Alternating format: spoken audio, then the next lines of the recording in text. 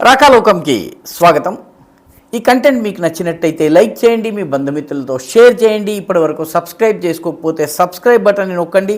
అదేవిధంగా దాని పక్కనే ఉన్నటువంటి బెల్ ఐకాన్ని నొక్కినట్టయితే మీకు రాకాలోకంలో వీడియో పెట్టగానే నోటిఫికేషన్ ద్వారా తెలియజేయటం జరుగుతుంది. మిత్రులారా, ఈ దేశంలో కొందరు రాజకీయ నాయకుల్ని టచ్ చేయకూడదు. ఎందుకంటే వాళ్ళ వ్యూహాలు కానీ వాళ్ళ ఎత్తుగడలు కానీ ఎదుటి వాళ్ళకి అర్థం కావు. కాంగ్రెస్ పార్టీ అమిత్ షాని టార్గెట్ చేసి తప్పు పని చేసింది. నరేంద్ర మోదీ అయినా అవకాశం వచ్చేదాకా ఎదురు చూసి ఆ తరువాత దెబ్బ కొట్టేటటువంటి స్వభావం ఉన్నటువంటి నాయకుడు. కానీ అమిత్ షా దగ్గర యాక్షను రియాక్షను చాలా ఫాస్ట్గా ఉంటాయి. ఈ విషయాన్ని కాంగ్రెస్ బహుశా ఊహించలేకపోయింది. ఎందుకంటే ఈసారి ఎన్నికల్లో ఫేక్ వీడియోలు, డీప్ ఫేక్లు, అదేవిధంగా ఆర్టిఫిషియల్ ఇంటెలిజెన్స్ ద్వారా వాయిస్ని ఉపయోగించటము, ఎప్పట్లాగానే మార్ఫింగ్ చేయటము, తద్వారా ప్రజలలో అయోమయం సృష్టించేటటువంటి వీడియోలని, కంటెంట్ని సోషల్ మీడియాలో వదలడము గతం కన్నా కూడా చాలా పెరిగింది. గతంలో కొద్దిగా 1%, 2% ఉన్నది, ఈసారి చాలా పెద్దగా పెరిగింది.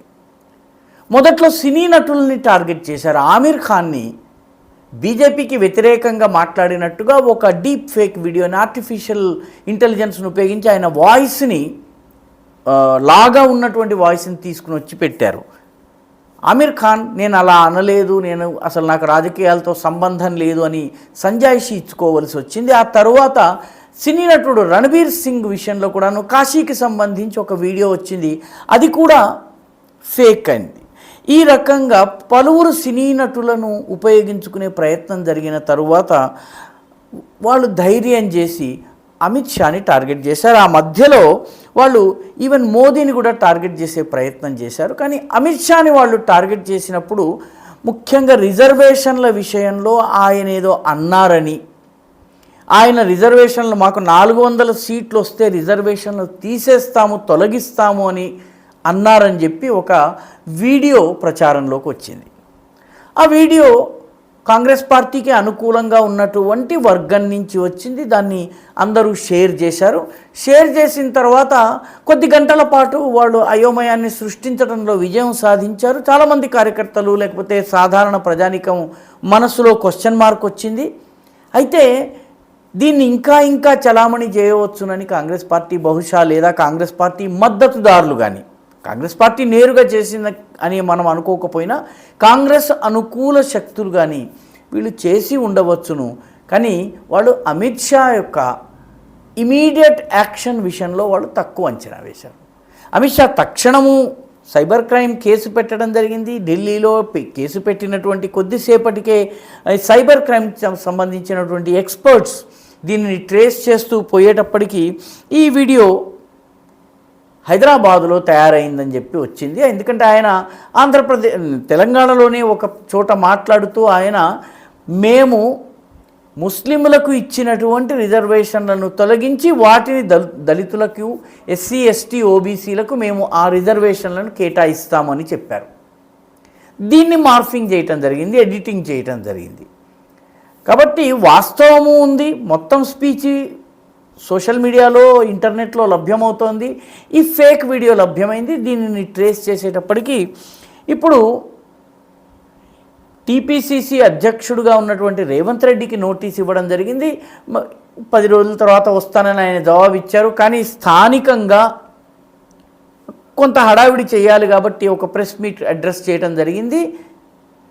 తరువాత జరిగింది ఏంటంటే, గురువారం నాడు కాంగ్రెస్ పార్టీకి చెందినటువంటి 2 కార్యకర్తలు, అంటే ఆస్మా, గీతా, నవీన్, శివ, ఇంకొక వ్యక్తి, మొత్తం 5గురిని తెలంగాణలో పోలీసులు అరెస్ట్ చేశారు. ఈ 5గురిలో 2 కాంగ్రెస్ పార్టీ కార్యకర్తలు, 2 కాంగ్రెస్ పార్టీకి చెందినటువంటి సోషల్ మీడియా గ్రూప్లో పనిచేస్తున్నారు. ఈ వీడియోని పంచేటటువంటి, పాపులర్గా పుష్ చేసేటటువంటి, అందరికీ షేర్ చేసేటువంటి పని కాంగ్రెస్ పార్టీ వార్ రూమ్కి చెందినటువంటి, అస్సాంలో ఉన్నటువంటి కాంగ్రెస్ పార్టీ వార్ రూమ్లో ఉన్నటువంటి ఒక కీలకమైన సభ్యుడు రితోమ్ సింగ్, అతను కూడాను ఈ పనిని చేశాడు. దొరికాడు. ఇప్పుడు అతన్ని అరెస్ట్ చేయటం జరిగింది. ఆ తరువాత ఈ వీడియోని షేర్ చేసినటువంటి కాంగ్రెస్ పార్టీకి చెందినటువంటి ట్విట్టర్ హ్యాండిల్, ఎక్స్ హ్యాండిల్ ఏదైతే ఉందో దానిని భారతదేశంలో రాకుండా ట్విట్టర్ నిషేధించింది. అంటే ఎంత వేగంగా యాక్షన్ జరిగిందంటే కొన్ని గంటల్లోనే రియాక్షన్ జరిగింది. మొత్తము ఈ ఫేక్ వీడియో ఏదైతే ఉందో దీన్ని ఇప్పుడు షేర్ చేయడానికి రాజకీయ ప్రత్యర్థులు కానీ ఇంకొకళ్ళు కానీ భయపడుతున్నారు. రెండవది, ఇదే సమయంలో ఈ కేసులో ఉన్నటువంటి వాళ్ళందరూ ఇన్వాల్వ్ అయి ఉన్నటువంటి వాళ్ళందరి మీద కేసులు పెట్టడము, వాళ్ళందరినీ దిగ్బంధనం చేయడంతో కొత్త డీప్ ఫేక్లను కానీ ఏఐ ద్వారా తయారు చేసినటువంటి కంటెంట్ను కానీ పుష్ చేయడానికి రాజకీయ ప్రత్యర్థులు భయపడుతున్నారు.